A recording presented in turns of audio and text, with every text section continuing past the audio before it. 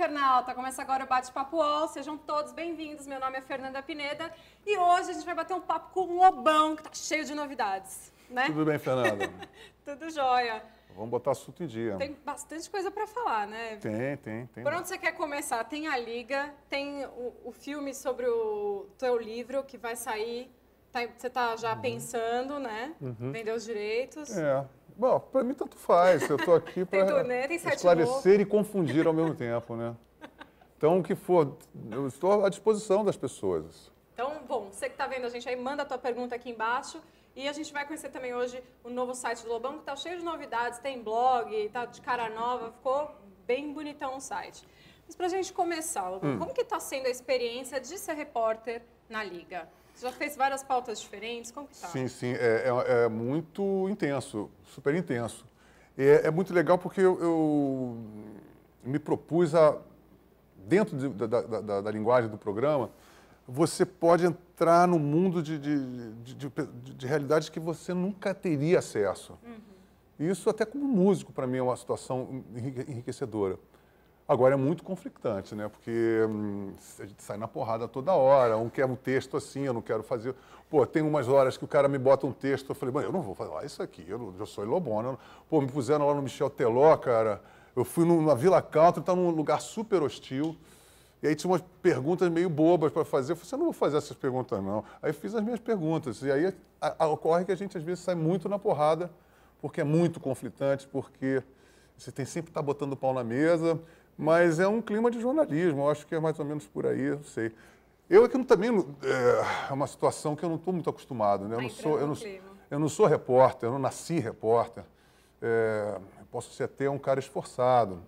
E acredito que a minha participação seja muito mais por uma empatia ou não empatia que eu tenho com as pessoas do que propriamente... E pelo meu ponto de vista não jornalístico, né? Você é um cara curioso, né? Vai nesse perfil. Eu acho que eu sou observador, eu acho que o que contribuiria mesmo para o programa...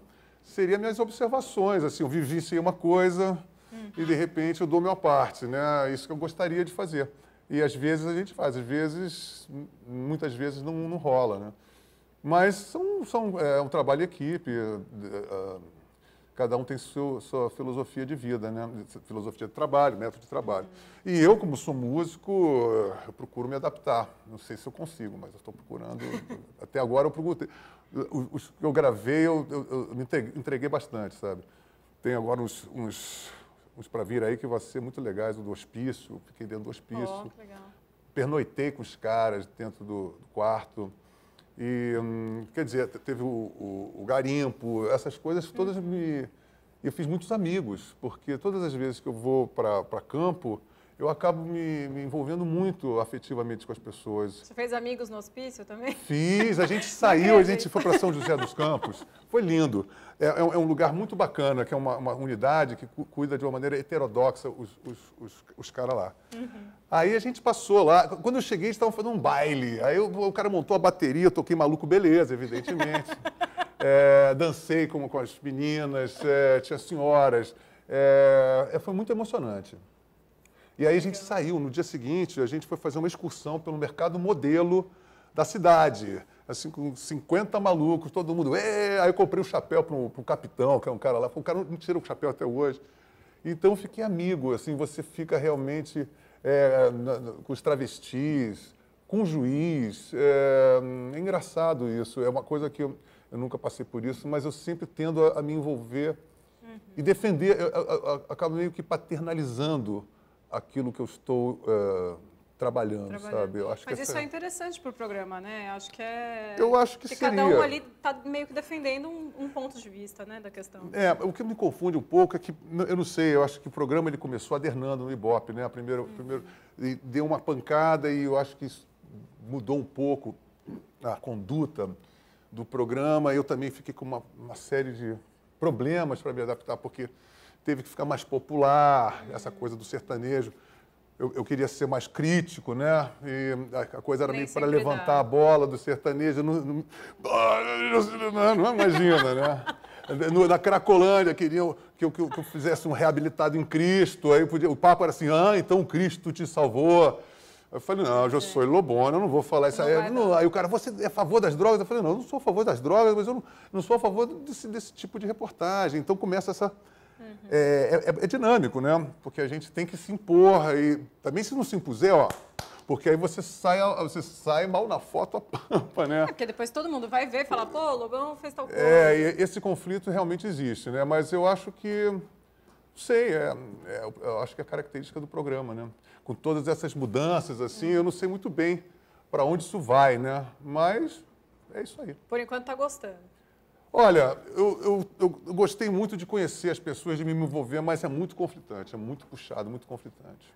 Interessante. Muda muito a tua preparação, que nem você fazia o programa na MTV no estúdio, e agora você Mas sai eu não me pra rua. preparava de nada, né? Na MTV eu pegava a pauta, eu era jam session, fazia solo de cavaquinho, né? Não, tinha algumas pautas, mas era muito mais livre, porque era ao vivo, né?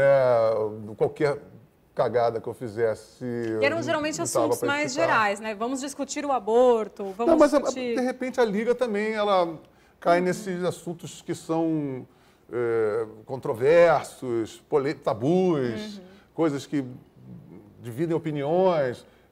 O problema é que isso acaba se repetindo, né? A própria Liga já vem repetindo alguns temas, porque é inevitável isso, né? Você tem um programa, tem um universo de interesses e de segmentos, você daqui a pouco tem que elaborar pautas que são realmente vão ficando difíceis, né? Porque, tá bom, tabu, prostituição, travesti, loucura, trânsito, aí você tem que... São variações desses temas, né? Senão fica que nem Globo Repórter, né? Um dia fala sobre bicho, o outro fala sobre alimentação. Bicho... Mas olha, é meio que isso, né? Eu acho que a coisa acaba recaindo por isso e a gente tem que entender que, de repente, acontece às vezes de ter uma releitura legal. Tem uns Mythbusters, por exemplo, eu estou cansado de ver os caras, aquela temporada nós testamos aqui, mas não testamos direito, aí repete. É inevitável isso, né?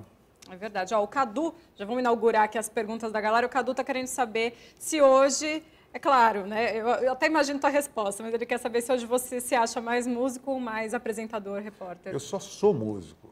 Mesmo como repórter, eu sou músico. Você é um músico fazendo reportagem. Músico. Reportagem é uma coisa que eu estou me reinventando, é uma questão momentânea. Eu sempre falei isso. Imagina.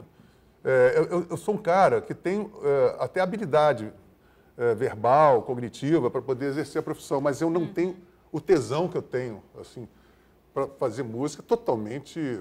Nada pode ser próximo, nem como editor de jornal, nem como entrevistador. Isso daí é apenas uma coisa ínfima na minha carreira. Legal. Ó, o Gustavo, de Belo Horizonte, está querendo saber quando sai o novo CD e DVD. Falando nisso. Novo CD não, vai sair um DVD do disco ao vivo, né? Que vai sair com CD também, mas o CD de inéditos vai sair no ano que vem só. E o DVD que foi gravado ano passado, em outubro, pô, tá legal, viu? Ficou legal, mesmo porque foi só um dia, foi um dia catártico, no antigo Palace que fechou, né? Foi uma coisa legal, a Pampa, a gente tocou umas 3 horas e meia, então a gente está cheio de material, tem a participação histórica do Carlinho, cantei Ovelha Negra pela primeira vez, fiquei emocionado. E eu acredito que vai ser um produto, assim como o acústico ganhou um Grammy por causa da qualidade, esse vai ter o mesmo top de linha, talvez até mais fodão do que o acústico. Eu estou gostando muito da sonoridade, da gravação, o HD, a definição. Acho que tem tudo para sair. Eu estou muito animado com o disco, né? Pô, que bacana. Tem previsão já, não? Sim, a gente está tentando sair no início das férias, julho. Por aí, está estourando já. Bacana. E como que hoje ainda está repercutindo tua biografia? Tá, ainda está porque assim, continua vendendo pra caramba. Best-seller, vende feito água banana na feira. Estou muito feliz com isso. E eu acho que foi a única... Porque essa coisa de eu fazer televisão é meio uma necessidade da minha parte de postar, olha, eu sou um cara gente fina. Vocês ficam meditando aí.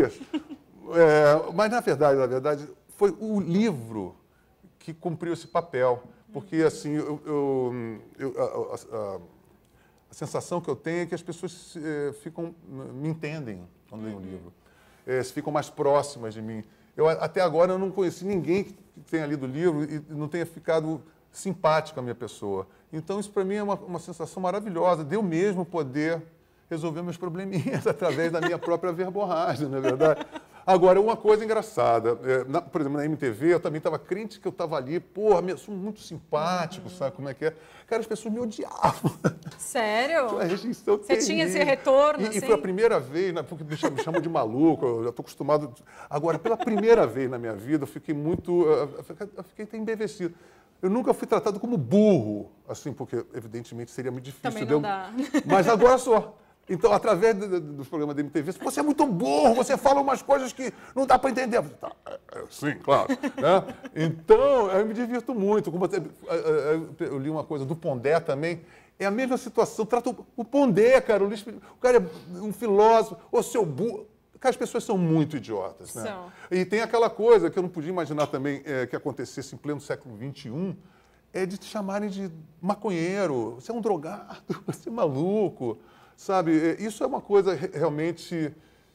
Por isso que a gente está num tremendo arraial, né? Porque o Brasil virou um arraial agrobrega e quando eu falo sobre a música, ela reflete esse comportamento retrógrado, meio analfabeto, as pessoas... Pelo menos as pessoas que gostam desse estilo, quando vêm me admoestar, me vituperar, escrevem muito mal, e são universitários, porque os sertanejos universitários são analfabetos funcionais, né? E, assim, o perfil, né? Analfabeto funcional, grosso e preconceituoso. Assim, você é maconheiro, roqueiro. Então, a gente está entregue, a gente tem, olha só, se a gente for analisar, sem querer ser alarmista, a gente tem uma facção sertaneja, o Brasil é quase todo sertanejo, muito evangélico, 80% evangélico, e o resto tudo micareta. Isso é o Brasil, cara. Você já percebeu? É isso que a gente tem que lidar. E aí? Vai peitar? A gente está numa situação muito decadente. E o pior é que todo mundo, então, a gente economicamente está se saindo bem. Sim. Ninguém está imaginando que a gente, doido pela Copa do Mundo, está sofrendo um grande retrocesso na educação, na infraestrutura. A gente viaja pelo Brasil inteiro, os aeroportos tem puxadinho que parece, a sala de embarque parece a Cabana da Cruz Vermelha. E as pessoas não estão vendo que a gente em termos culturais, em termos cosmopolitas, o próprio rock no Brasil, nos festivais, ele retrocedeu. E o rock, eu acho que é uma música tipo de primeiro mundo. Assim, você faz rock, o rock só acontece em países civilizados, já percebeu? Sim. Não tem rock em país que tipo o Brasil, não tem rock. O que você acha que falta para acontecer o rock no Brasil? Paldurecência, atitude, pau na mesa, né? Porque não adianta você tocar uma guitarra alta e ser uma lombriguinha, né? Se rebolando todo por aí, cedendo, pô, qual é, né? É que, porra, já sou, pô, que merda é essa? E não tem ninguém que merda é essa. Todo mundo, é tudo meio teletubby, é todo mundo meio adulador. Não, o cara é excelente, seu trabalho é maravilhoso, sabe? Sofreu muito para chegar até aqui, né? Fora o fato que, por exemplo, o rock no Brasil, quando a gente vai para festivais internacionais, é um fiasco, porque os empresários te colocam nas piores situações e as pessoas topam qualquer coisa, fazem no segundo palco, fazem de graça, dão a bunda, ficam de quatro. Porra, sabe? Isso é um absurdo. Então, não vai, sabe? Então, isso define meio que o que nós fazemos, porque não adianta. Se você é assim, você já não faz mais nada de rock and roll. Você está fazendo uma presepada, uma cenografia, mas pressupõe-se uma atitude, um comportamento mais paldurecente, né? Mais incisivo. É verdade. Como foi a repercussão depois que você negou, não quis participar do Lollapalooza? As pessoas ficaram com ódio de mim. Né? As pessoas ficaram com ódio de mim. Eu acho que também muita gente queria te ver, se fosse... Não é nada disso. As pessoas nem sabem que eu sou músico nessa altura do campeonato. Quem é você para falar? As pessoas, toda hora que vou recorrer à minha pessoa, assim, quem é você para falar não sei o quê? Eu falei assim, eu sou Lobone, procure saber, vai na enciclopédia, meu filho. E agora, não sabem que eu já tenho anos de expertise de festival, legal, contrato. Eu estou lá dentro, eu sei exatamente o que está acontecendo, eu sei a merda que está acontecendo, e vem um babaca qualquer na internet, quem é você? E começa a tirar um monte de conclusões. E fora o fato de que a coisa mais absurda nesse episódio todo é que ela foi cronometrada dentro da internet, eu dizendo uma coisa, ó, eu não vou tocar no Lollapalooza porque puseram para tocar de 2 às 3. E aí eles disseram, não, mas você é o filé mignon do Brasil. Os outros vão tocar antes de você. Eu falei, você é gueto? O brasileiro e o resto? Isso numa sexta-feira. Eu falei assim, então você vai tomar no cu. Eu não vou tocar, eu queria tocar pelo menos à noite, porque eu tenho uma iluminação legal, queria ter um pouco. E queria misturar. O Lollapalooza é uma coisa de alternativa, não tem essa coisa. Eles vão vir aqui ensinar a gente a fazer rock. Eu falei, é o fim da picada. Esse comentário foi bem infeliz, né? Que o brasileiro está descobrindo rock agora. Foi uma das coisas que não, o mas Joe o Perry pior falou, é que esse cara lá, o Perry Farrell, chegou assim, esse cara, tinha que fazer uma música, um hit nacional para poder fechar. Eu nunca reivindiquei fechar o festival. Muito embora, na filosofia dele, eu teria que ser o cara que fechasse, porque se pegassem todos aqueles caras de todo aquele festival, não ia dar metade dos hits que eu tenho.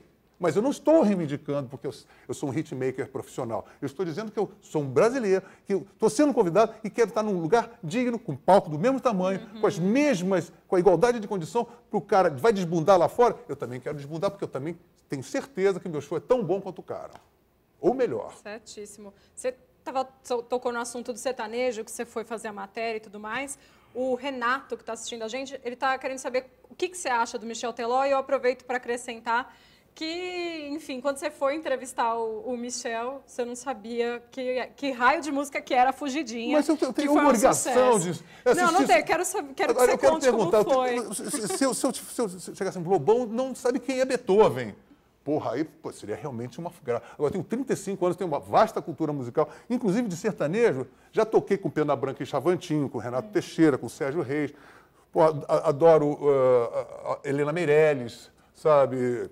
Agora, isso não tem nada a ver com o que está acontecendo. Inclusive, nesse lugar que eu fui, na Villa Country, eu entrei dentro do lugar, restaurante John Wayne, aí tinha Buffalo Bill, Clint Eastwood, um monte de cowboy, tudo chifre, texano, aí tinha uma placa assim, sertanejo, raiz brasileira.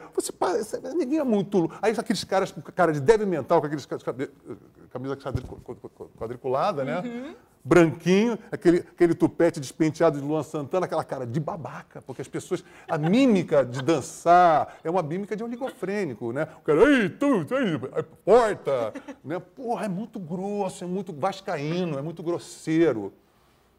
Ponto.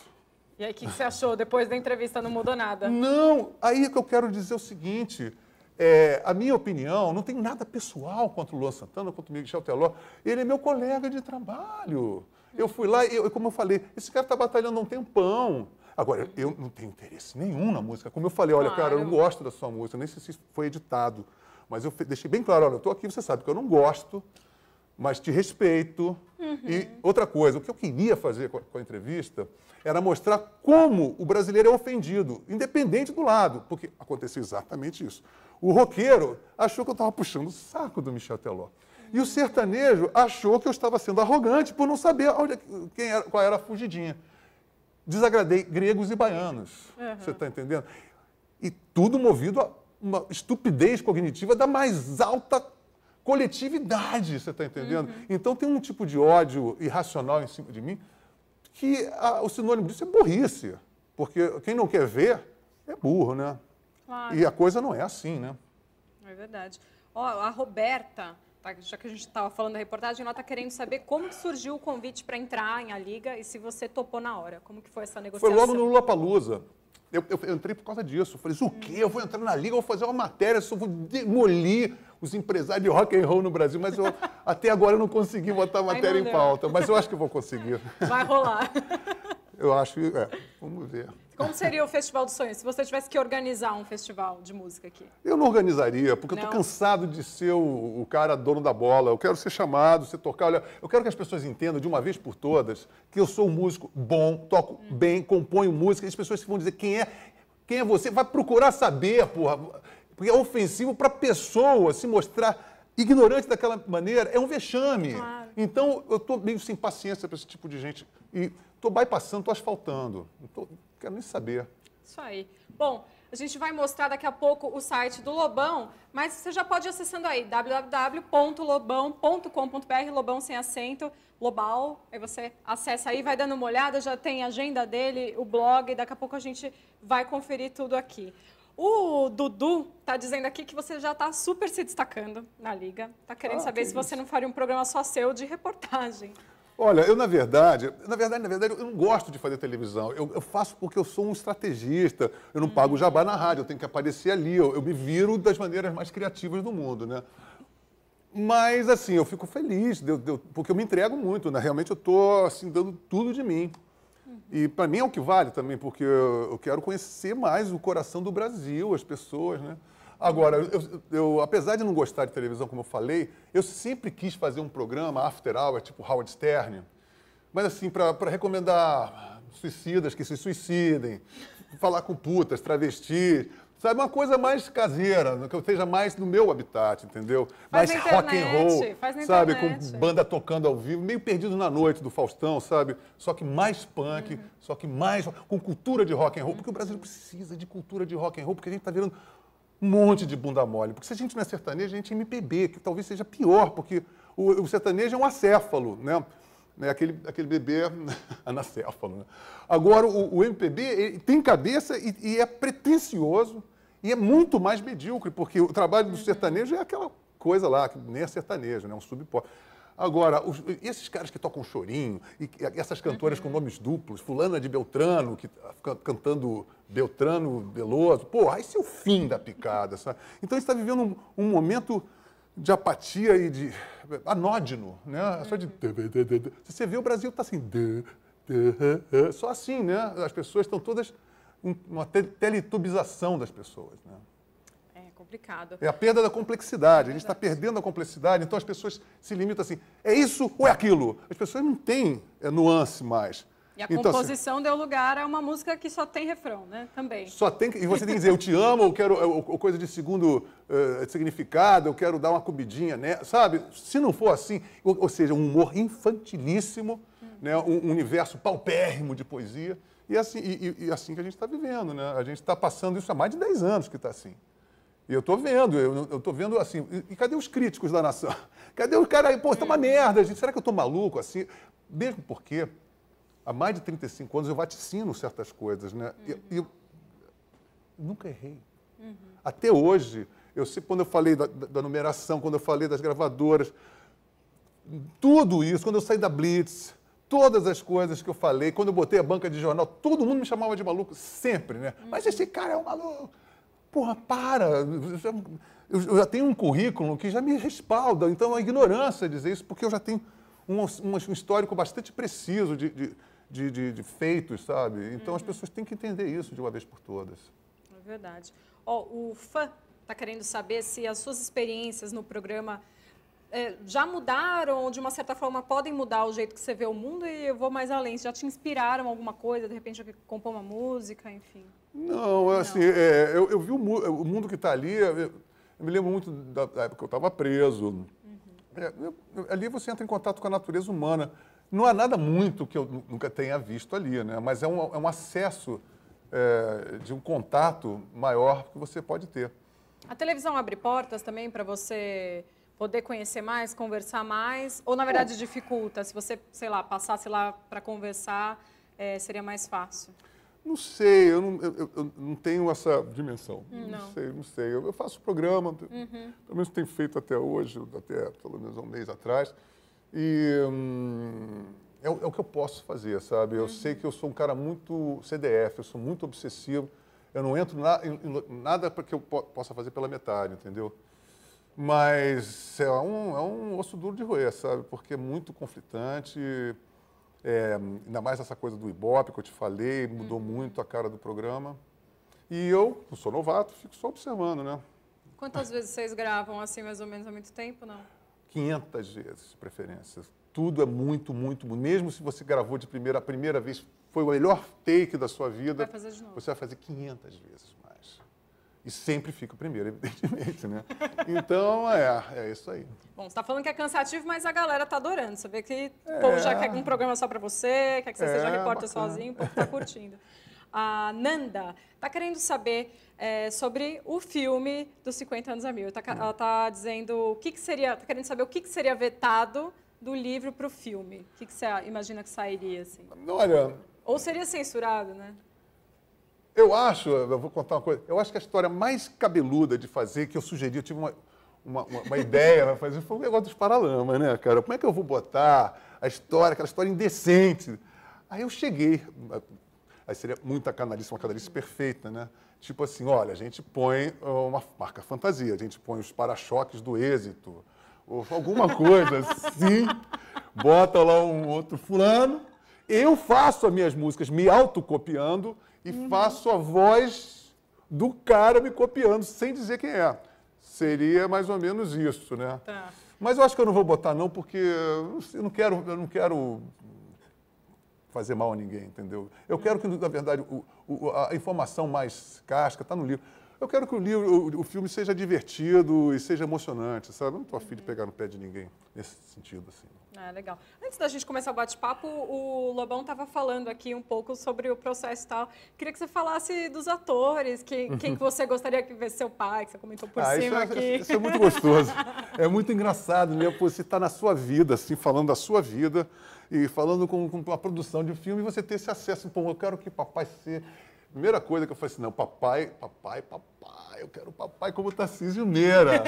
Porra, aí eu falei com o cara, assim, pelo menos meu pai, nos últimos períodos da vida dele, estava realmente muito um bigode, ele tinha uma cara parecida, era bonitão, não sei o quê. Então eu falei, pô, toda vez que eu encontro o Tarcísio, papai, às vezes encontro o Tarcísio no aeroporto, assim, porra, vai ser muito engraçado, ele é muito parecido. Então eu fico brincando nessas, né? Eu falei, quem vai ser a minha mulher? Quem vai ser aquela namorada? Aí eu queria arranjar por ali Alice Pink Punk, que é holandesa, ela praticamente passa toda a história sem saber falar em português. A gente pensou em chamar uma atriz estrangeira, uma gringa, para fazer Alice. Legal. Eu vou fazer a trilha sonora, tanto a incidental quanto a não incidental. E agora estamos no compasso de espera para ver se o Belmonte vai ser o diretor, Felipe Braga é o roteirista, ele já disse que o roteiro está pronto. E tem aquela coisa, você não vai poder botar 590 páginas num filme de 1h30, né? Então vai ter que sair muita coisa. Eu não sei o que vai sair, né? Vamos ver. E, bom, ainda não tem nenhum nome que você gostaria que vivesse você. Olha, é muito difícil você chegar e imaginar como é que a pessoa vai se incorporar em você, né? Como a pessoa vai te ler, como é que a pessoa está te enxergando. Eu acho que quem se dispuser a fazer, eu acho ótimo. Eu não vou dizer, esse cara aí, não sei. Eu acho que a pessoa se propondo a fazer já vai ser uma grande coisa, porque o cara vai entrar com paixão, né? Eu espero que seja a pessoa mais adequada e que possa ser versátil, né? Porque tem que ser um cara que vai poder fazer o mais jovem ou mais velho, né? Vai ter que ter fatalmente um outro ator para ser o bem criancinha, né? Um churupito. Então, eu não sei, eu também não entendo nada disso, né? Eu estou ali só de diversão. Então eu vou falar, você que está assistindo a gente, manda aí sua sugestão, quem que você gostaria que vivesse o Lobão no cinema? Vamos ver se o povo manda uns nomes legais, quem sabe te inspira aí. Pode ser, vamos lá. Ó, o internauta, você estava comentando dos para-choques do êxito, querendo saber se você gravaria uma música com o Herbert Viana, se fosse convidado. Não. Aí é demais. Seria até cinismo da minha parte. Eu respeito o Herbert, já falei assim, olha, atualmente realmente o ódio que eu senti muito ódio pelo Herbert, ele ficou ali no passado, desde que ele se recuperou, porque quando ele caiu, eu fiz a Balada do Inimigo para ele. Eu mesmo não sabia o que eu pensava quando ele caiu. A primeira coisa, eu falei assim, mas era eu que queria fazer isso, a primeira coisa. Depois eu morri de pena, depois eu não sabia o que eu pensava em relação àquilo. Mas depois eu encontrei com ele num MTV Awards daqueles, ele foi tão carinhoso, ele estava com outra mímica corporal, e ele veio para cima de mim cantando uma música, olhava de bobeira assim, aí foi muito carinhoso e eu fiquei muito emocionado de ver ele. E fiquei muito aliviado de perceber que eu já não tinha mais aquele ódio, porque aquele ódio me corroía, passei 20 anos aqui querendo matar o cara. E pedindo, vem falar comigo, e o cara não vinha falar. E agora, eu poder olhar para a cara dele e ter até um afeto positivo, porra, isso para mim é uma grande conquista, sabe? Eu fiquei muito feliz em poder sentir isso por ele. Se libertou um pouco desse sentimento. Totalmente, nesse sentido. É claro, quando eu vou escrever o livro, aí eu entro no... quando eu entro no modo, né? Eu fico... Mas aquilo é só na hora, depois passa. Falando em escrever o livro, a Melinda está querendo saber se com material que não entrou ainda na versão final, se não rola sair outro livro teu. Não, é o seguinte, eu pensei em fazer isso, até eu anexei mais 100 páginas, eu nem sei o que fiz dela, se ela foi publicada em e-book ou não. Mas eu cheguei à conclusão que o livro está num tamanho legal, é aquilo que eu tenho que dizer, sabe? Se eu quiser, eu vou fazer um outro livro. Aí sim, eu estou com outro livro que eu vou fazer, Opa! que eu quero ver se eu termino esse final desse ano, que é um ensaio. Bom, eu posso dizer o nome do livro, né? Que é assim, o Manifesto do Nada na Terra do Nunca. Bom nome. Já gostei. Assim, seja um guia ensaios. politicamente incorreto sobre a história da música popular brasileira, sobre a história do movimento artístico brasileiro, né? Vou fazer do Rock in Rio a Semana de Arte Moderna de 22, os festivais da canção, os festivais... Tudo que eu vivi, tudo que eu entendo por certo ou errado, seja lá o que for, eu vou tentar alinhavar para fazer esse manifesto. Pô, que bacana. Afinal de contas, o nada sou eu e o ninguém é o Brasil. Não é? A terra do Muito nunca, bom. né? Eu falei da terra de ninguém, não, na terra do nunca. Agora, bom, tomara... Vamos dar uma olhada no site novo do Lobão? Você podia depois ir documentando um pouquinho como você está fazendo o livro e vai colocando no blog, né? Eu faço. Eu faço uns exercícios assim, às vezes eu mando uns trailers, né? Uns teasers, eu faço... uns aperitivos. Costumei fazer isso na outro livro, eu fiz isso muito. Que bacana. Assim. Vamos dar uma olhada no site, então? Podemos? Sim, sim. Aê! Eu comi a querida Maria Bonita. Olha que linda essa gatinha. Tem todas as informações, essa capa do site novo estreou hoje. Eu estou vendo pela primeira vez agora também, Sério? né, Fernanda? Que legal. Legal, hein? Pô, tá legal a pampa. Tá bonito. Vamos entrar aí no blog, que já tem um post que a gente está falando do blog. Olha, eu hippie. Sua gata é uma gracinha, hein? Ela não sai do meu colo, cara. Que legal. Olha só, tá bacana mesmo, viu? Que bom conhecer o site assim ao vivo, né? Bacana. Bem legal. E aí tem manuscritos também, aí tá barato do inimigo. Que legal. E tem notícias, tua agenda... Eu vou botar essas músicas que vai sobrar muita música do DVD, porque não tem nem espaço útil para o DVD. Essas músicas eu vou colocar todas, disponibilizar no site. Que legal. E o site vai ser essa plataforma de agenda, de shows, notícias, pensamentos, ideias mirabolantes, tudo que for interessante no meu reino de interesse vai estar no site. Aí tem agenda, que também já vou aproveitar para falar dos teus shows. Essa semana você vai dar uma palestra, é isso? Eu acho que não, vai ser a Feira do Livro. Eu acho isso que é isso, que eu estou vendo aqui no Guarulhos, site. Eu vou amanhã. E os próximos shows são em Marília, no dia 19, e em Assis, dia 20, certo? Na virada cultural, isso. E a gente vai agora, na verdade, a gente está elaborando a saída do DVD, que vai sair o show do DVD, e quando a gente sair do DVD, a gente vai sair na turnê de lançamento do DVD mesmo, né? Que bacana. Bom, só para completar o assunto do site, se por um acaso você está vendo aqui o bate-papo e não conhece muito da carreira do Lobão, aproveita, entra lá e acessa a biografia, que nada melhor que ler o oficial, né? Teu site mesmo. Ou já aproveita e compra o livro, que é mais completo ainda, né? É uma boa pedida. Tem um fã aqui querendo saber, ele mandou assim: Lobão, tá todo mundo lendo seu livro, mas e você? O que você está lendo? O que você está lendo? Estou lendo Pondé, estou lendo o Guia Politicamente Correto da Filosofia, que é fundamental. E o Pondé é uma figura, para mim, assim, no país, é um dos pouquíssimos intelectuais. Porque o resto é tudo meio de esquerda, as pessoas são muito burras e são incrustadas com crenças arcaicas, e o Brasil vive essa inteligência da ditadura militar ainda vigora, e os jovens, eles meio que puxam o saco desses intelectuais, e aí a UNE já é chapa branca. Então, tem pouquíssimas pessoas pensando de verdade o Brasil, né? E ele é acometido da mesma ira irracional também, as pessoas odeiam o Pondé, então eu falei, então ele deve ter alguma coisa alguma coisa tem a ver comigo ali. E eu concordo, eu leio, eu acho maravilhoso, o ponto de vista dele é sensacional, ele tem um conhecimento humano, filosófico, erudito, é um puta filósofo, um puta escritor, um ponto de vista dele super preciso em relação à nossa miséria, né, humana. É um livro fundamental para você parar. Também está te ajudando no teu próximo livro ou não? Tá, porque é um guia politicamente incorreto, mais ou menos, ele fala de uma coisa que é de outra maneira, que é a perda da complexidade, tipo, o Brasil virou uma laje, você vê o programa da Regina Casé virou uma laje, então o rico fica classe C, essa viabilização imoral para a classe C, porque o próprio Tognoli, que é meu parceiro, ele dá aula na USP, ele fala assim, pô, sacanagem fazer isso com a classe C, porque os alunos mais interessados aqui na USP são classe C. E aí colocam esses marqueteiros, ficam banalizando a música, a informação, os programas. Agora só tem programa dublado, aí tudo você vê que é tudo meio em função de uma suposta classe C. Uma suposta inferioridade. E uma suposta. Esse politicamente correto, ele vira um cinismo rançoso. E as pessoas todas se embrenham nisso. E, na verdade, é muito engraçado a gente viver na época do politicamente correto com um índice de ofensa que eu acho que nunca teve. Você percebeu como é que as pessoas são ofendidas? A internet, eu acho que ela possibilitou mostrar esse nível de ofensa. Quando eu falo ofensa, é aquele ignorante que reage antes de entender o que você está falando, diz, quem é você? Esse cara, ele é o preponderante na nossa sociedade atualmente. Então, nós estamos com uma coisa... Bom, se bem que a coletividade do ser humano sempre foi galgada em 99% de idiotas de quatro costados, né? A gente também tem que entender que o ser humano não é igual.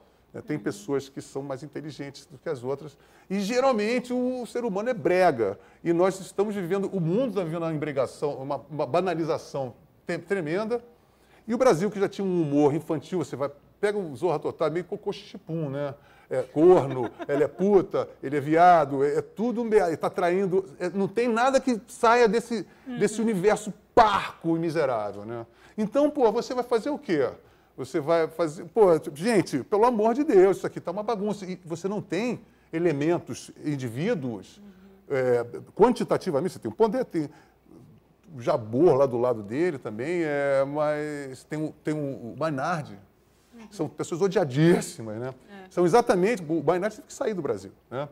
Então, na verdade, esses são os verdadeiros perseguidos políticos da atualidade, porque tem uma patrulha em cima disso violentíssima. Aí me chama de torturador, me chama... Sabe, pessoas... E não só pessoas, não, jornalistas publicam coisas absurdas em relação... E eu considero... Isso é ser o reacionário, porque... A palavra reacionário, ela está desgastada, porque você, seu inimigo, você diz que é reacionário. Mas qual é o significado da palavra reacionário? É quando você ouve uma ideia que você não entende, e nem quer entender, porque você está reagindo, entende de outro jeito, cultiva aquele ódio, porque entendeu de outro jeito, e sai contaminando as pessoas com o seu ódio de reacionário. Então... Reacionário não é um privilégio da direita, não. Reacionário é uma vileza do ser humano, é da natureza humana, infelizmente. E o pior, 99% do ser humano é um reacionário. Né? Complicado. Você falou enfim, que a gente vive tempos mais agressivos.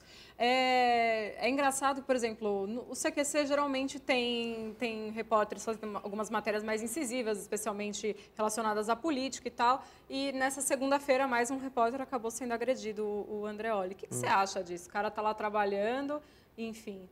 Eu não sei, cara. Agora, tem coisas... que esse jornalismo marrom também é meio escroto, né? Por exemplo, eu vi uma coisa, acho que foi o primeiro CQC, eu fiquei muito chocado, eu nunca mais vi o programa por causa disso.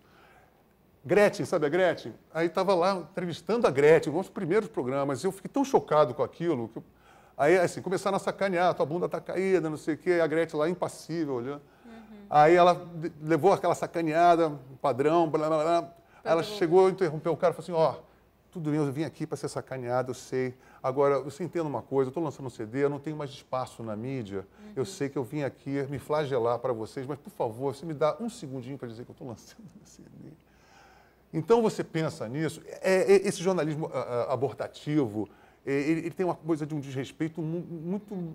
Eu não sinto graça nenhuma nisso, sabe? É muito assim, feio, escroto, bobo, babaca... Porra, pelo amor de Deus, sabe? Vamos investigar, vamos criticar. Tem um jornalismo político mais sério, sabe? Mas desfazer das pessoas normais ou artistas, eu acho de uma sacanagem, uma pobreza de espírito, sabe?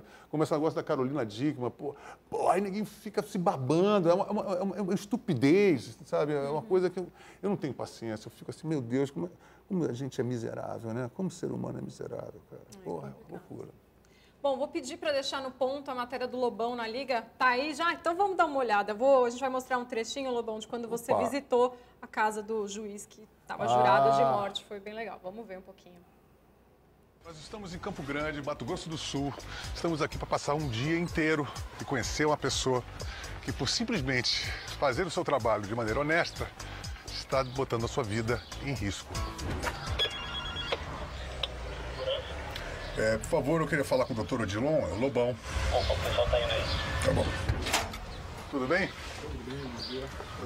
Bom, vocês estão vendo todo o aparato, né? A situação aqui é profissional. Odilon de Oliveira é juiz há 30 anos. Ele recebeu a sua primeira ameaça em 1987. Mas foi em 1998 que foram descobertos os primeiros planos de morte e ele passou a precisar de proteção especial. Seus principais inimigos são os traficantes que atuam nas fronteiras de Bolívia e Paraguai, onde ele tem atuado de forma intensa no combate ao tráfico de drogas e mercadorias. Essa parte da casa é uma parte bastante interessante, hein? Aqui funciona o alojamento dos policiais. As equipes elas se revezam aqui de 20 em 24 horas e isso já durante 13 anos. E tem aqui, por exemplo, os retratos de suspeitos, de alvos, né? E eu queria te perguntar, rapaz, você que é o cara que fica aí mexendo na vigilância, como é que isso funciona em geral? Essa parte da casa é vigiada 24 horas. Qualquer movimento externo da casa é filmado e fotografado. Isso tem que viver com pessoas estranhas constantemente dentro de casa? Constantemente. Normalmente a gente não cria vínculo com os agentes porque há substituição. Então a gente fica durante 60 dias, em média, e vai embora e já vem outro agente substituir aquele agente. E assim as equipes vão se revezando. Além dessa estrutura que tem dentro de casa, existe por acaso algum tipo de controle? Existe o serviço de inteligência da Polícia Federal, que vai captar alguma informação, verificar como é que está a situação, como é que está a temperatura lá fora. A casa de Odilon de Oliveira virou uma fortaleza daquelas que você só vê em filmes de ação. E em um ambiente como esse, até um compromisso simples do cotidiano se torna um operativo hollywoodiano. Bom, doutor Odilon, nós estamos aqui para acompanhar o senhor do dia a dia. Qual será a primeira jogada do dia? Então agora mesmo eu vou para academia. Então vamos lá? Vamos lá. Os carros estão todos blindados, evidentemente. E tem toda uma estratégia para sair de casa, né? Imagina isso todo dia, né? Você viver isso por anos assim. Deve ser uma coisa muito esquisita, né? O carro sai depois de um teste se o carro tem algum explosivo dentro ou não. O pessoal vai lá e dá aquela checada. Tudo é uma operação militar. Está o doutor Odilon ali fazendo sua esteira, mas discretamente aquela rapaziada ali na maior surdina. Doutor, como é que é o relacionamento do senhor aqui com o pessoal da academia? Bom, a pessoal da academia é normal, porque eu frequento essa academia aqui já há 22 anos. Na 13 com escolta, então normal, o pessoal já acostumou. Agora, em outros ambientes públicos, há muitos constrangimentos. Por exemplo, eu fui pegar o neto meu na escola e fui abordado por um dos pais que me chamou a atenção para não ir mais na escola pegar meu neto, porque poderia haver um ataque e colocaria em risco as crianças. Seria ameaçador. Quer dizer, toda a vida do senhor é pautada por estratégias, logísticas, antes de sair, de se movimentar de um lado para o outro, sempre tem que ter um planejamento. É sempre uma coisa, deve ser muito difícil, né? É porque isso limita muito a vida da gente. Pois é, né? Eu não sou eu que mando na escolta, é a escolta que manda em mim, é que diz onde eu tenho que ir, onde não tenho que ir, que hora eu tenho que ir, como eu tenho que ir. Então, uma limitação total. É complicado, né? Essa matéria ficou muito bacana. Ele foi muito querido, o doutor Odilon. Ele foi muito querido comigo. No final, ele falou uma coisa que não foi pro ar, que era muito engraçado. E eu perguntei para ele assim, mas, doutor, já estava mais brother dele. Eu falei assim, mas e os seus amigos juízes? Pô, o senhor fica aí botando a cara a tapa, e é espírito de classe. Aí ele chegou para mim e falou, puxa, Lobão, sabe de uma coisa? Eu gosto muito de você. Ele mudou assim o assunto. Sabe por quê? Porque você é muito parecido comigo. Nós dois somos muito sozinhos. Eu falei, entendi. Entendi o recado, né? Eu tenho certeza que não foi editado isso, né? Mas eu fiquei, foi a parte mais legal, né? Da conclusão, né? E do porquê, porque na verdade é um funcionamento pusilânime, né? Da sociedade em geral, que ninguém dá cara a tapa, nem o juiz, nem o roqueiro. Então você fica sempre sozinho mesmo, né? Eu achei legal a sensibilidade dele de sacar a minha posição em relação a dele também, né? Que legal. Ó, o Leon está querendo saber como que é vivenciar situações complicadas na Liga e se é difícil encarar de frente alguns problemas da sociedade. Você já ficou meio chocado alguma vez? Esse caso aí, por exemplo, o cara não pode ir na padaria, né? São coisas naturalmente chocantes, são coisas que agridem a nossa natureza, né? nossa maneira de viver. No hospício também foi assim, momentos de extremos, assim, de afetuosidade incrível e momentos também barra pesadíssimas, né? De noite eles urinam no meio do quarto, defecam no meio da sala e fica todo mundo parecendo um fantasma, aí de manhã muda tudo.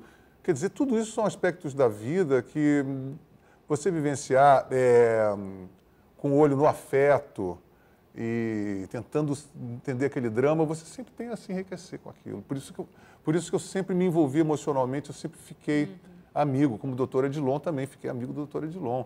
E as pessoas, tem gente que não entende, às vezes, como o Lobão, um doido, drogado, um condenado da justiça, fazer entrevista com o juiz, né? Então, essa é a perda da complexidade, né? Esse é o perigo da perda da complexidade, a pessoa fazer pum, bem, mal, bem, feio, chato, sabe? Não tem nuance, não tem dimensão, né? Não tem tridimensionalidade o papo das pessoas, é tudo tosco, né? Verdade. Chegou uma pergunta aqui curiosa, do Lamarca ou da Lamarca, não sei. Querendo saber se a Liga fosse na Rede Globo, se você faria. Olha, basicamente, todo o programa, ou a empreitada que a gente entra, ele requer uma negociação, né? Eu acho que, assim, como profissional, você tem que entender o que vai ser dado de espaço para você negocia. Se a Rede Globo Televisão viesse para mim e falasse assim, olha, Lobão, vai ter um programa, tem toda a liberdade. Bom, eu ia assinar um contrato, ia me galgar para ter aquela liberdade garantida. E uma vez aquilo, eu acho o seguinte, eu sou guerrilheiro. Desde os anos 80, eu falo assim, cara, não adianta querer bancar o Virgem Imaculado, querer tocar para os seus amigos, você tem que tocar no Raul Gil, no Bolinha, no Barulho Lencar, Chacrin, no Faustão, a gente tem que ser pop, senão, se você não ocupa o espaço cultural, você fica no gueto, e a gente tem que ter um mainstream, seja lá qual for, com alguma qualidade. Então a gente não tem nada mais. E isso é muito preocupante. Você acha que dá para tocar, por exemplo, no Raul Gil e manter a complexidade, não Mas, cair assim, no... Claro que não. Eu acho que a gente fez, desde a Blitz, você pegou Gangue 90, Blitz, Lulu Santos, todo mundo fez isso, né? Legião Urbana, todo mundo fez isso. A gente só conseguiu virar alguma coisa conhecida porque a gente tocou no rádio, as pessoas não entendem.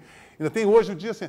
A internet não é uma panaceia, o rádio continua com uma força brutal e é uma burrice cavalar desprezar o rádio como estão desprezando, porque o indie agora é chique dizer não para o rádio. Isso é uma burrice fatal, porque o cara vai ficar carregando o amplificador nas costas o resto da vida, porque ainda tem um agravante para o indie no Brasil. Os festivais indies agora são subvencionados pelo Ministério da Cultura, esses caras ganham uma grana e obrigam o músico a tocar de graça. E aí esses caras que estão ganhando essa grana vão todos para Londres para ver as bandas que eles gostam lá. Então, o músico que está querendo ser mais ou menos honesto, que quer fazer uma coisa mais ou menos criativa, ele não consegue entrar na rádio porque você tem que é uma corrupção violenta. Ele não consegue ganhar a vida dele como músico independente porque todo o circuito obriga ele a tocar de graça.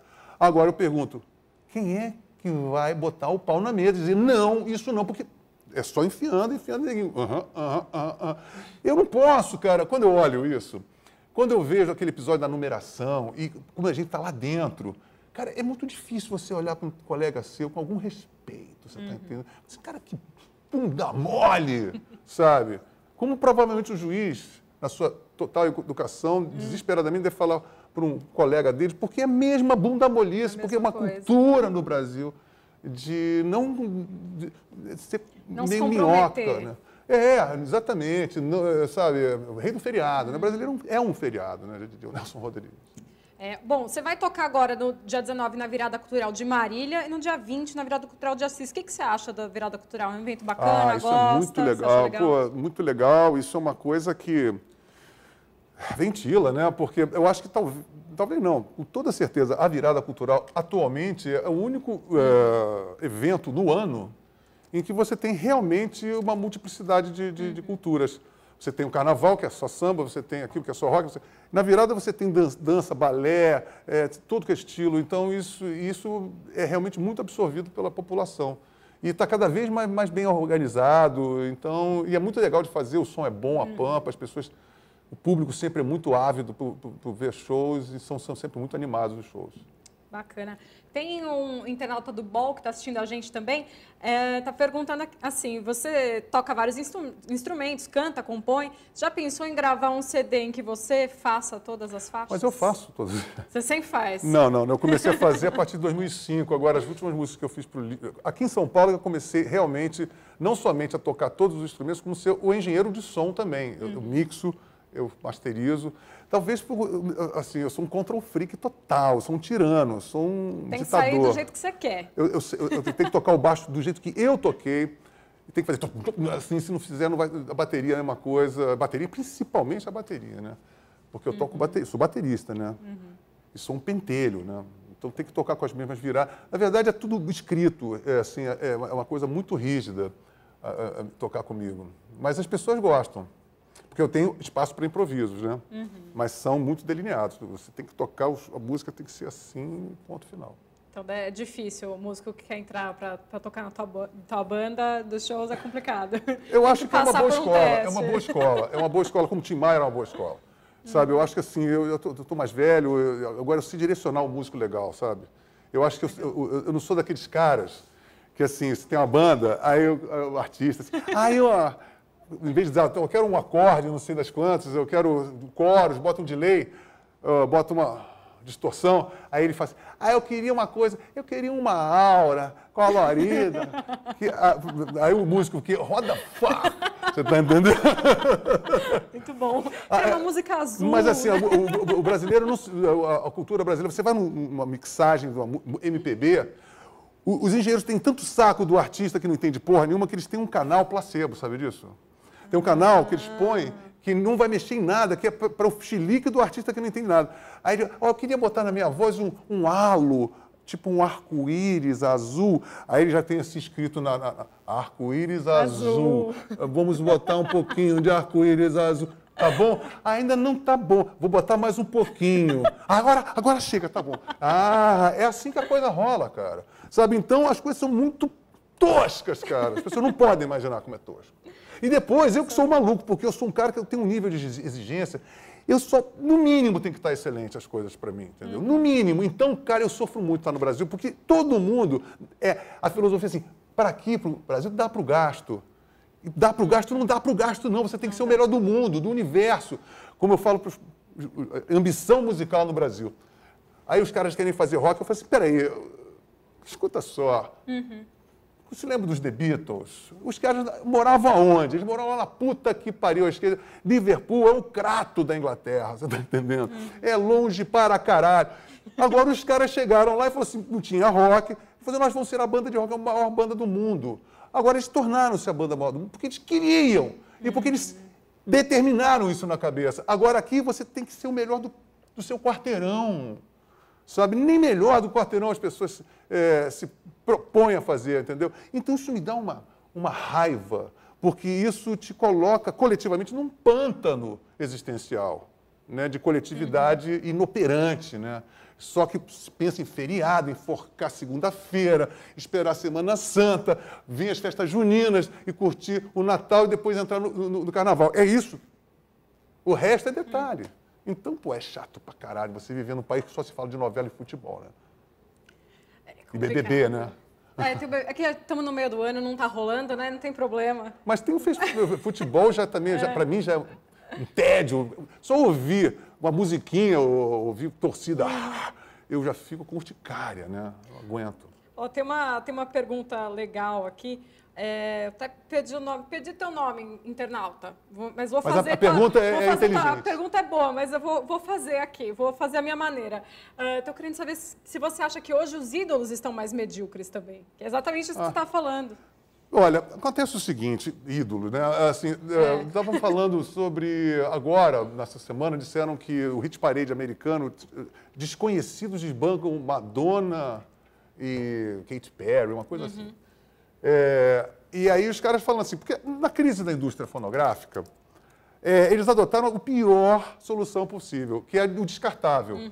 Então você vê, por exemplo, os caras estavam mesmo falando que My Chemical Romance, Fall Out Boy, já são veteranos. A Katy Perry, a Lady Gaga, que não existiam em 2007, hoje em dia já são velhos. Já é diva. Já virou Já é diva. diva. Aqui no Brasil, você pega bandas como NX0, Fresno, já são veteranos. Você conhece o Cine? Você lembra do Cine? Há um ano atrás era uma febre, eu acho que nem existe mais a banda. Não, existe. Existe. Ainda existe. Existe aos Eles vieram peidos, até né? aqui no Mas há quanto tempo atrás? Não, vieram esse ano. Mas esse ano significa que a banda não acabou, né? Porque esse ano já tem 4 meses, cara. E a vida de uma banda dessas, 4 meses são 40 anos, cara. Porque é muito cruel isso. E aí, aquela coisa, entre você ser pop, olha que interessante, aí eu falo para a pessoa assim, vá fazer música pop e vai tocar no Raul Gil. Mas você não pode, de maneira nenhuma, para poder tocar no Raul Gil, fazer um monte de cocô e bancar o débil mental, porque o produtor está fazendo. Você tem que, de uma maneira ou de outra, ser criativo, safo e meio que tirano. E cheio de malandragem para dizer, olha, vou botar minha música aqui. Se não fosse assim, cara, vou te dizer uma coisa, para vocês entenderem. Todos os meus hits nacionais, todos, sem exceção, eu tive que quase que cuspir na cara do produtor, do diretor para fazer. Por exemplo, Me Chama.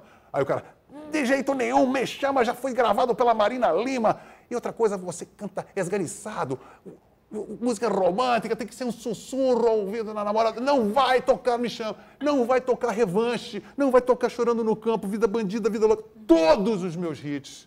Então eu penso assim, e ele queria que eu tocasse Sullivan e Massada, porque ele fazia parte de uma santíssima trindade de compositores que ele ficava...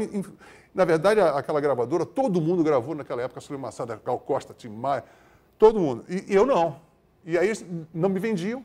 Eu falava, você está tocando muito, mas não vende, querendo me fuder de tudo que é jeito. Agora, isso acontece o tempo todo.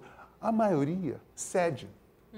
Agora, você está fazendo... Imagina só, se eu faço Me Chama, que é uma coisa que me representa. Se eu não tivesse gravado Me Chama e tivesse gravado Linda, só você faz faxina, meu amor, você está entendendo? Esta é a dimensão da coisa. Então, você tem 2 extremos. Ou você diz não e vai embora, ou você vira um idiota de 4 costados fazendo qualquer cocô fedorento para poder aparecer. Este ato está vazio, não tem nada acontecendo. E é bom que as pessoas entendam a gravidade desse problema, porque isso não é maluquice, isso é um fato que vai ficar na história, daqui a 10, 20 vão pesquisar e isso está acontecendo. Essa é a verdade dos fatos. Não tem ninguém fazendo porra nenhuma a não ser prosopopeia e presepado.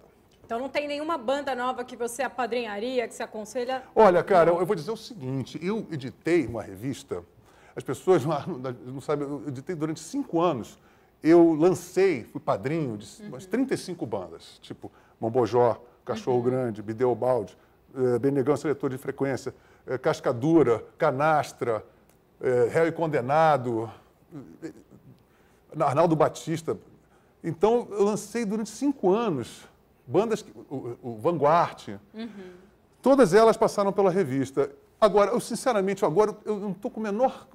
no meu estado de espírito, eu não estou com a menor receptividade para ouvir, porque eu estou vendo todo mundo como bunda mole. Depois dessa Lollapalooza, eu estou com vontade de vomitar na cabeça desses caras, entendeu? Não tem desculpa se você é veterano, se você é calouro, você não pode ser um bunda mole, entendeu? E é o que está acontecendo, né? Então é isso. Então agora eu estou fechado para a balança, estou ouvindo a mim mesmo, entendeu? Estou ouvindo, na verdade estou ouvindo coisas de 1971, que foi o ano da minha formação musical, que é de 13, 14 anos, que é coisa... Então, estou revendo, porque agora eu virei guitarrista.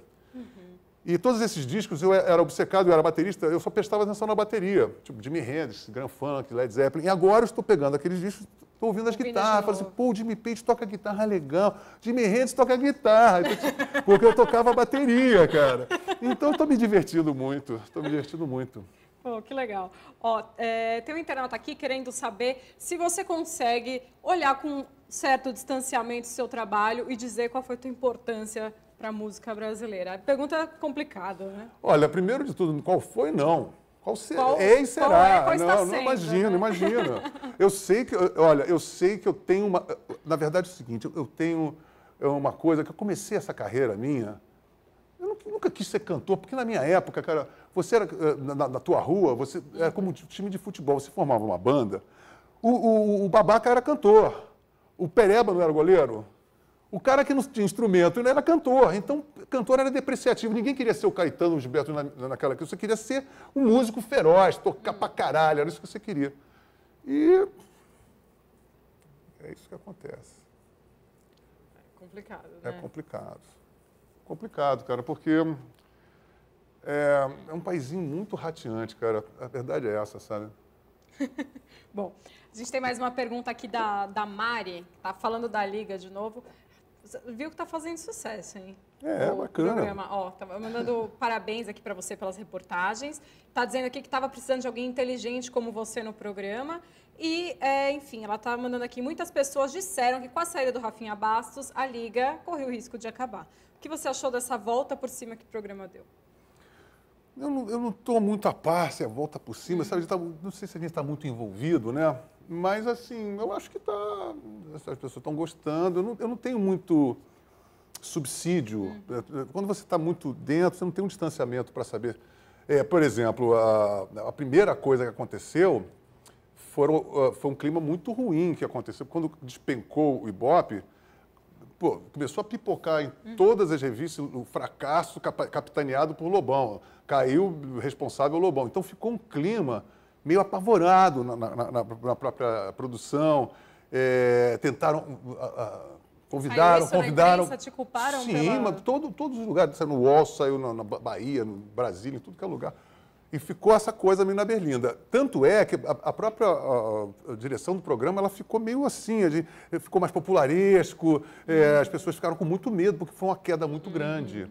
Só que aí puseram convidados, alteraram o formato, estavam muito apavorados. Eu fiquei meio assim, não sei se eu achei aquilo... Eu por mim, eu segurava, porque afinal de contas estava o BBB, tinha o final de novela, eu achei um tanto cedo demais para mexer na estrutura do programa, né? Aí a gente perde até um referencial, a gente não sabe exatamente qual é a falha.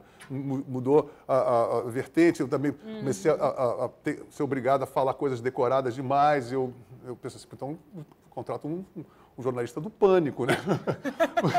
Zé Miquel, né? Você quer que eu... Oi, né? Não dá. Ou tipo assim, focaliza a cicatriz da pessoa, não sabe, golpe baixo. Você falou, não vou fazer isso. Vamos invadir. Não vou. Vamos invadir nada. Não quero, eu não sou repórter. E eu, às vezes, eu tenho ódio de repórter, né? Então, imagina, eu como repórter, eu fico numa crise de... são aquelas coisas de reportagem que o repórter faz que a gente sabe que é escroto e que eu jamais vou fazer. Mas que né? às vezes tem que fazer porque tem alguém pedindo e se você não entregar... Não, mas aí não. Graças a Deus, eu tenho uma cláusula contratual que eu tenho plena liberdade de escolher os temas e aquilo que eu vou falar. Muito embora isso nem sempre seja respeitado. Mas eu estou ali na lida. Estou ali, não sou um cara que vou curvar muito fácil. Você acha que você já pagou algum mico no programa? Não. Olha, quase paguei, sim. Eu luto, não. Eu tenho uma noção do que eu quero com a minha autoimagem, né? Assim, eu falo, não, isso aqui não. Mas eu tenho que falar muito, só que não, assim, praticamente o tempo todo, assim. Senão... Porque eu sempre pensei que tinha sido admitido porque eu tivesse uma opinião um pouco mais diferenciada, mas não é bem isso que está acontecendo. Então, é difícil. Tá certo. Está chegando ao final do bate-papo, falando de muita coisa aqui hoje, né? Vou fazer aqui a última pergunta do Carlinhos, que mandou uma pergunta divertida aqui. Você faz comentários polêmicos, ele manda assim, qual o momento do dia em que você está menos crítico, menos ácido? Risos. Olha, sabe o que eu acho? As pessoas tendem a me colocar como um cara polêmico. As pessoas têm que entender que eu sou um cara, antes de qualquer coisa, muito bem educado.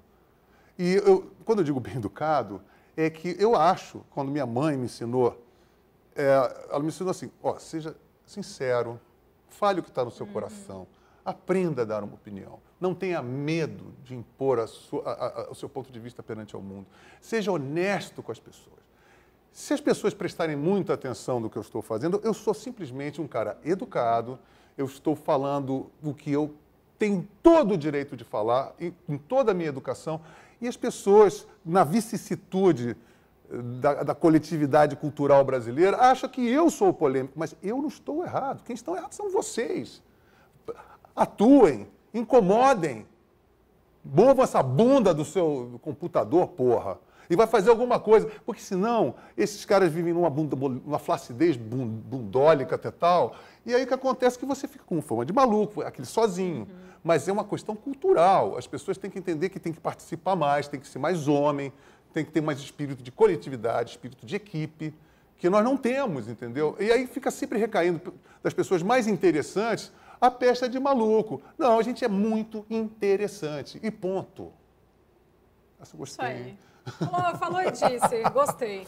E, por polêmico, quis dizer, você se compromete. Isso a gente tem que... Sim, polêmico é uma palavra muito canalha, né? A palavra é o polêmico é dizer assim, olha, é meio o subtexto do polêmico, assim, ó, olha, o polêmico é tipo assim, ó, ouça, mas não dê muita trela no que ele está falando, né? Porque o polêmico despotencializa o que você vai falar. O polêmico, Lobão. Agora, a grande fulana de tal, o polêmico, Lobão, o grande sambista, o polêmico roqueiro. Então, o tratamento é muito esquisito. Qual adjetivo você quer para você, a partir de hoje? O adjetivo? Um adjetivo. Eu acho que, basicamente, eu sou um músico, compositor e uma pessoa que exerce plenamente a sua profissão. Agora, que os adjetivos sejam correlatos à minha personalidade. Então, isso exige cognitividade,